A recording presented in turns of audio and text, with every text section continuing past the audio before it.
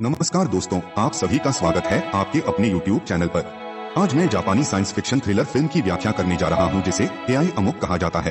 Story को समझने के लिए वीडियो को आखिर तक देखना और कमेंट करके बताना आपको वीडियो कैसी लगी। और हाँ दोस्तों, वीडियो को लाइक और सब्सक्राइब करना ना भूलें। तो चलिए शुरू करते हैं। कोसुके किर्यू जापान के एक शानदार वैज्ञानिक हैं जिन्होंने मेडिकल उद्देश्यों के लिए होप नाम की एक बेहतरीन एआई बनाई है। एआई में उन्होंने जो कड़ी मेहनत की है उसका मुख्य मकसद उनकी पत्नी का कैंसर का इलाज है। यदि सरकार द्वारा मेडिकल क्षेत्र में उपयोग की जाने वाली तकनीक को मंजूरी दे दी जाती है तो ये न केवल उनकी पत्नी की जान बचाएगा बल्कि मानव विकास में एक क्रांतिकारी कदम होगा। फिल्म की शुरुआत में किर्यू अपनी प्रयोगशाला में काम कर रहा होता है जब उसका साला सटोरू निशिमुरा कुछ कागजी कार्रवाई के साथ उसके पास आता है। ये पता चला है कि सरकार ने उचित दस्तावेज के अभाव की अनुपस्थिति के कारण एआई के उपयोग का समर्थन करने से इनकार कर दिया है। निम्नलिखित दृश्य में किर्यू, उनकी पत्नी और सटोरू किर्यू की बेटी कोकोरो के साथ समुद्र तट पर हैं। उनकी पत्नी कैंसर के अंतिम चरण में है और उन्हें एआई से तत्काल मदद की जरूरत है। हालांकि किर्यू ने एआई का आविष्कार किया है लेकिन उन्होंने और उनकी पत्नी ने उचित प्राधिकरण के बिना इसे अवैध रूप से उपयोग करने से मना कर दिया है। परिवार समुद्र तट पर एक साथ एक तस्वीर लेता है और कुछ दिनों बाद किर्यू की पत्नी उसकी मरणसिज पर है। वो ये कहकर मर जाती है कि उसे आशा है कि एआई एक दिन कई लोगों के जीवन में खुशी लाएगा। अगर समय रहते इसकी मंजूरी मिल जाती तो किर्यू अपनी पत्नी को बचा सकता था। उनकी मृत्यु के एक साल बाद चिकित्सा एआई प्रणाली को सरकार द्वारा स्वीकार किया जाता है और लोगों के बीच वितरित किया जाता है। कुछ ही समय बाद कानून, फाइनेंस, मनोरंजन और सबसे महत्वपूर्ण मेडिकल जैसे हर क्षेत्र में इसका उपयोग किया जाने लगा। तकनीक की वजह से कई बीमारियों का इलाज मिल जाता है। कुछ ही वर्षों में किर्यू की उपलब्धि को दुनिया भर में मनाया जाता है। उनका साला सटोरू होप का अध्यक्ष बन जाता है जो इसे समग्र रूप से मैनेज करता है। अपनी पत्नी की आखिरी इच्छा पूरी करने के बाद किर्यू अब जापान में नहीं रहना चाहता, इसलिए वो और उनकी बेटी सिंगापुर चले जाते हैं। होप की लोकप्रियता तेजी से बढ़ जाती है जब एक व्यक्तिगत घड़ी पेश की जाती है जो सभी के स्वास्थ्य का ख्याल रखती है। अब लोगों को ब्रेन ट्यूमर और कैंसर जैसी समस्याओं के निदान के लिए डॉक्टर के पास जाने की जरूरत नहीं है। हालांकि अधिकांश दुनिया नए आविष्कार का जश्न मनाती है, लेकिन कुछ ऐसे भी हैं जो मानते हैं कि इससे बेरोजगारी की समस्या तेजी से बढ़ेगी। बहुत से लोग होप का विरोध करते हैं, लेकिन ये ज्यादातर जापानी नागरिकों के जीवन के लिए अपरिहार्य हो गया है। 2030 में किर्यू और कोकोरो सिंगापुर के एक बीच हाउस में रह रहे हैं। हालांकि कोकोरो अपनी मां को बहुत याद करती है और जापान लौटने की इच्छा रखती है। एक दिन उन्हें सटोरू से एक संदेश मिलता है जिसमें कहा गया है कि जापान के राष्ट्रपति किर्यू को उनकी उपलब्धियों के लिए पुरस्कार देना चाहते हैं। अवसर का लाभ उठाते हुए पिता और पुत्री वापस जापान के लिए उड़ान भरते हैं और होप मुख्यालय के बाहर कई प्रदर्शनकारियों को देखकर आश्चर्यचकित हो जाते हैं। सटोरू और पूरी कंपनी ने तालियों की गड़गड़ाहट के साथ उनका स्वागत किया। उसके बाद उन्हें भवन का दौरा कराया जाता है। उन्हें सर्वर रूम देखने को मिलता है जहां आशा का दिल रखा होता है। ये एक विशाल मशीन है जो होप के मुख्य मदरबोर्ड के रूप में कार्य करती है। ये स्थान बहुत सुरक्षित है क्योंकि मशीन हर होप उपयोगकर्ता के जीवन से जुड़ी है। दिल से 2 ड्रोन उसके चेहरे की स्कैनिंग सुविधा का उपयोग करके कोकोरो को पहचानते हैं। दौरे के बाद किर्यू का स्वागत करने और उनके आविष्कार के बारे में बात करने के लिए एक प्रेस कॉन्फ्रेंस आयोजित की जाती है। सम्मेलन के दौरान प्रदर्शनकारी किर्यू से बात करने के लिए अंदर घुसने और बीच में आने में सफल हो जाते हैं। उसके बाद किर्यू सकुराबा नाम के एक पुलिस अधिकारी से मिलता है। सकुराबा सटोरू को परेशान कर रहा है कि पुलिस विभाग लोगों के निजी सामान को हैक करने और अपराधों को सुलझाने के लिए होप का उपयोग करे, लेकिन ये लोगों की निजता का उल्लंघन होगा, इसलिए उन्हें अनुरोध से वंचित कर दिया गया है। बाहर निकलने पर किर्यू का पीछा एक पत्रकार करता है जो स्पष्ट रूप से एआई के खिलाफ है। वो किर्यू को अपना कार्ड दिखाता है और कहता है कि वो उसे देखना चाहता है। जब किर्यू और कोकोरो कार में होते हैं तो छोटी लड़की ने नोटिस किया कि उसने अपनी मां की इकलौती तस्वीर खो दी है। वो उसे खोजने के लिए कर्मचारियों के साथ अंदर भागती है, जबकि किर्यू और एक लड़की उस अधिवेशन में जाते हैं जहां राष्ट्रपति द्वारा उसे सम्मानित किया जाएगा। खोई हुई तस्वीर को देखने के लिए कोकोरो और अन्य सर्वर रूम में जाते हैं। इसी बीच जापान के कई अलग अलग अस्पतालों में होप अचानक खराब होने लगती है। कई मरीज अंतराल के कारण मर जाते हैं, जबकि चिकित्साकर्मी घबरा जाते हैं, ये नहीं जानते कि इसका कारण क्या है। कहीं और राष्ट्रपति कार्यक्रम की तैयारी कर रही है, लेकिन वो अचानक जमीन पर गिर जाती है। पता चलता है कि उसका हार्ट प्रेशर होप से चलता है जो काम करना बंद कर देता है। उसे अस्पताल ले जाया गया, लेकिन कोई फायदा नहीं हुआ। होप का उपयोग करने वाला ऑटोमेटिक ड्राइविंग सिस्टम भी खराब हो जाता है, जिससे कई दुर्घटनाएं होती हैं। जैसे ही होप पूरे देश में काम करना बंद कर देता है, सटोरू और मुख्यालय में इंजीनियरों को सूचित किया जाता है। वे ये पता लगाने के लिए कंट्रोल रूम की ओर दौड़ते हैं कि प्रोग्राम में क्या गलत है। कोकोरो को सर्वर रूम में अकेला छोड़कर सिस्टम में सेंध के कारण सुरक्षा लॉक सक्रिय हो जाता है और कोकोरो अकेली अंदर लॉक हो जाती है। खबर टीवी तक पहुंच जाती है और किर्यू को भी खराबी के बारे में पता चल जाता है। जब वो अपने भाई को कॉल करता है तो उसे और भी चिंता होती है कि कोकोरो को सर्वर रूम में अकेला बंद कर दिया गया है।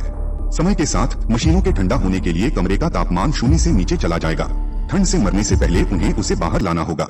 होप के प्रोग्रामर काम पर लग जाते हैं और पता लगाते हैं कि सुरक्षित सर्वर में एक अजीब लॉगिन हुआ है, जो कथित तौर पर खराबी का कारण बना। वे उस क्षेत्र का पता लगाते हैं जहां हैकर है और उस स्थान पर कीट जैसे छोटे फिल्मांकन उपकरण भेजते हैं। इस बीच चिंतित किरयू यातायात में फंस गया है। वो अपना बैग खोलता है और एक टैबलेट पाता है जो होप को वायरस अपलोड कर रहा है। तभी पुलिस उसका पता लगा लेती है और उसे हैकर होने के कारण गिरफ्तार कर लेती है। साफ है कि कोई उन्हें फंसाने की कोशिश कर रहा है, लेकिन किरयू के पास इसे साबित करने का कोई तरीका नहीं है। तभी पास में एक कार दुर्घटना होती है जो पुलिस का ध्यान भटकाती है और वो भागने में सफल हो जाता है। इस दौरान पत्रकार पहले से ही पीछे की कार से उसकी तस्वीरें ले रहा है। संदिग्ध के भागने के साथ सकुरबा और उसकी टीम को उसे पकड़ने की जिम्मेदारी दी जाती है। मौका लेते हुए सकुरबा अनुमति की प्रतीक्षा किए बिना किरयू की तलाश के लिए होप एआई प्रोग्राम का उपयोग करता है। उनकी मदद के लिए गोडो और असानो नाम के 2 अधिकारियों को भी टीम में जोड़ा गया है। किरयू को खोजने के लिए साकुराबा को जनता की निजता पर हमला करते हुए देखकर गोडो सहज महसूस नहीं करता। सीसीटीवी कैमरों, लोगों के डैशबोर्ड के कैमरों और यहाँ तक कि लोगों के मोबाइल फोन के कैमरों का उपयोग करके सकुरबा किरयू का पता लगाने में सक्षम है। एक बिंदु पर किरयू को पता चलता है कि उसे देखा जा रहा है, इसलिए वह सीवर में प्रवेश करता है। वो वहाँ से सातोशी को कॉल करता है और कहता है कि कोई उसे फंसाने की कोशिश कर रहा है। कॉल को ट्रेस किया जा रहा है ताकि सकुरबा और टीम उन्हें बात करते हुए सुन सके। किरयू ने खुलासा किया कि जब उन्होंने पहली बार होप बनाया तो उन्होंने ये सुनिश्चित किया कि ये मानव आराम और संतुष्टि के लिए काम करे। उनका मानना है कि हाल ही के वर्षों में किसी ने होप को अलग तरह से प्रोग्राम किया है, इसीलिए इसने अपने दम पर काम करना शुरू कर दिया है, न कि इंसान की कमान संभालने के लिए। एआई जल्द ही नागरिकों का निरंतर करेगा और उन्हें बेकार समझेगा। इससे पूरे देश को इसकी चपेट में आने का खतरा है। तभी हम एआई द्वारा चलाए जा रहे स्ट्रॉलर में एक बालक को देखते हैं। ये समग्र मेडिकल बिल की गणना करता है कि शिशु को अपने पूरे जीवन में कितना भुगतान करना पड़ सकता है और इसे जीवन के लिए अयोग्य माना जाता है। उसके बाद घुमक्कर बच्चे को हटाते हुए सीढ़ियों से गिर जाता है। सामूहिक हत्या को रोकने के लिए सर्वर में एक नया प्रोग्राम इनपुट होना चाहिए। कॉल समाप्त होने के बाद सैनिक सुरंग में प्रवेश करते हैं और किरयू को ढूंढते हैं। वो अपना टैबलेट तोड़ देता है, इसलिए उसे ट्रैक नहीं किया जाएगा। सकुराबा उसके बाद उसके स्थान और किरयू के बारे में सभी आंकड़े खो देता है। किरयू एक बार फिर भागने में सफल हो जाता है। गोदा और असानो साकुराबा के नियंत्रण कक्ष से बाहर निकलते हैं। किरयू को सतोशी से बात करते हुए सुनने के बाद गोदा का मानना है कि वह निर्दोष है। दोनों किरयू के दृष्टिकोण से सोचते हैं और इस निष्कर्ष पर पहुंचते हैं कि वो संभवतः सेंडाई में होप के दूसरे डेटा सेंटर में जाएगा। वापस मुख्यालय में हर कोई कोकोरो को सर्वर रूम से बाहर निकालने की कोशिश करता है, लेकिन असफल रहते हैं। वो दिल के सामने लेटी है, ठंडी और डरी हुई। सेंडाई में डेटा सेंटर तक पहुंचने के लिए किरयू एक ट्रक के अंदर छिपे एक फेरी में सवार होता है। गोदा और असानो भी एक ही फेरी पर बैठते हैं। किरयू ने एक व्यक्ति से एक टैबलेट चुराया था जिसे वो प्रोग्राम करने के लिए इस्तेमाल करता है। पुलिस सिग्नल को ट्रैक करती है और उसकी लोकेशन का पता लगाती है। नौका के अधिकारियों को सूचित किया जाता है और कहा जाता है कि वे हर जगह उसकी जांच करें। जब वे अंततः उसे ढूंढते हैं तो वो इसके लिए दौड़ता है और डेक के शीर्ष पर समाप्त होता है। गोदा और असानो उसे बताते हैं कि वे मदद करने के लिए हैं, लेकिन इससे पहले कि वो एक स्नाइपर का जवाब दे पाता, एक हेलीकॉप्टर से उस पर फायर किया जाता है। अपनी जान बचाने के लिए किरयू पानी में कूद जाता है और गायब हो जाता है। थोड़ी देर बाद वो अपनी आंखें खोलता है और खुद को सिंगई के एक बंदरगाह में एक नाव पर पाता है। स्थानीय मछुआरे ने उसे डूबने से बचाया था। वो कहता है कि वो होप के लिए आभारी है क्योंकि इसने उसकी पत्नी की जान बचाई और किरयू को जाने दिया। इस बीच पूरे देश में होप के खिलाफ कई विरोध प्रदर्शन हो रहे हैं। किरयू को मीडिया ने आतंकवादी घोषित कर दिया है। सेंडाई में किरयू एक परित्यक्त विश्वविद्यालय में जाता है। यही वो स्थान था जहां उसने पहली बार होप का आविष्कार किया था। वो जल्द ही सतोशी से जुड़ गया। पता चला कि आखिरी बार जब उन्होंने फोन पर बात की थी तो उन्होंने वहां कॉल करने के लिए एक कोड वर्ड का इस्तेमाल किया था। गोदा कोड वर्ड को भी खारिज कर देता है और अपने साथी के साथ विश्वविद्यालय चला जाता है। किरयू और सातोशी होप के कारण हो रहे विनाश को रोकने के लिए एक प्रोग्रामिंग लिखना शुरू करते हैं।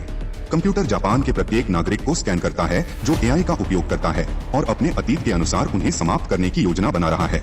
सामूहिक हत्याकांड शुरू होने में ठीक 6 घंटे लगेंगे। होप मुख्यालय के इंजीनियर भी इसका पता लगाते हैं और अपने परिवारों को फोन करके उन्हें अपने एआई उपकरणों से दूर रहने के लिए कहने लगते हैं। किरयू को तब पता चलता है कि किसी ने भी प्रोग्राम को हैक नहीं किया था और वायरस को मैन्युअल रूप से दिल में लगाया गया था। पिछले कुछ महीनों के दिल के डेटा की जांच करने पर उन्हें संदिग्ध गतिविधि का पता चलता है, लेकिन सीसीटीवी फुटेज चेक करने पर किरयू हैरान रह जाता है। ये पता चला है कि सातोशी ने ही वायरस अपलोड किया था। हालांकि सातोशी ने दावों का खंडन करते हुए कहा कि वो सिर्फ एक नियमित जांच कर रहा था और नहीं जानता कि क्या गलत हुआ। तभी सैनिक ठिकाने पर पहुंच जाते हैं और किरयू पर फायरिंग कर देते हैं। उसे बचाने के लिए सातोशी आगे कूद जाता है और उसकी जगह खुद गोली खा लेता है। अपनी आखिरी सांस के साथ वो अपने जीजा से लोगों को बचाने की गुहार लगाता है।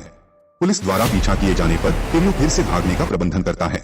गोदा और असानो भी उनकी कार में उनके पीछे पीछे जाते हैं। पीछा करने के बीच किरयू की कार सड़क से गिर जाती है और कई फीट नीचे दुर्घटनाग्रस्त हो जाती है। पुलिस मलबे में उसकी तलाश करती है, लेकिन उसका शव नहीं मिलता है। पुलिस अधिकारी सकुराबा किरयू को खोजने के लिए एआई और सीसीटीवी का उपयोग करता है और उसे ढूंढता है, लेकिन जब पुलिस स्थान पर पहुंचती है तो वो व्यक्ति कोई और हो जाता है। तब ये पता चलता है कि किरयू ने पुलिस के एआई सिस्टम को खराब कर दिया है, जिससे सिस्टम खराब हो गया है। जब वे उसकी तलाश करने की कोशिश करते हैं तो किरयू होप मुख्यालय में लौटने का प्रबंधन करता है और मुख्य अभियंता से मिलता है, जो होने वाले नरसंहार को रोकने में उसकी मदद करने को तैयार है। हालांकि सकुराबा और उनकी टीम किसी तरह मुख्यालय पहुंचती है और उसे घेर लेती है। किरयू सैनिकों को बताता है कि असली अपराधी वास्तव में सकुराबा है। फिर वह सातोशी के दिल में वायरस फैलने का वीडियो चलाता है। ये पता चला है कि उसे वास्तव में सकुराबा द्वारा धोखा दिया गया था, जो सर्वर रूम के बाहर खड़ा था जब ऐसा हुआ। भले ही ये साबित हो गया हो कि सकुराबा ने होप को खराब कर दिया था, फिर भी सैनिक उसके आदेशों का पालन करते हैं। सकुराबा तब कहते हैं कि जापान को दुनिया पर राज करने के लिए एक शक्तिशाली प्रणाली की जरूरत है। एआई जैसी किसी चीज के साथ उसके पास दुनिया की सारी शक्ति हो सकती है। जैसे ही वो अपने सभी अपराधों को कबूल करता है, एक उड़ने वाला कीट जैसा उपकरण उनकी बातचीत को रिकॉर्ड करता है और इसे पूरी दुनिया में लाइव प्रसारित करता है। अब सच्चाई तो सभी जानते हैं। गोदा सकुराबा को गिरफ्तार कर लेता है और उसे ले जाता है, जबकि किरयू होप की मरम्मत करने और अपनी बेटी को बचाने के लिए दौड़ता है। वो कोड को प्रोग्राम करता है और कोकोरो की मदद से दिल को स्कैन करता है। आशा अंत में अपने अतीत और इसके निर्माण के कारण को याद करती है। सर्वर रूम का दरवाजा खुलता है और पिता और बेटी फिर से मिल जाते हैं। ऐसे और वीडियो के लिए सब्सक्राइब और लाइक करें और नोटिफिकेशन को भी चालू कर देना। वापस कल मिलते हैं एक नए मूवी के साथ। तब तक के लिए take care and bye bye.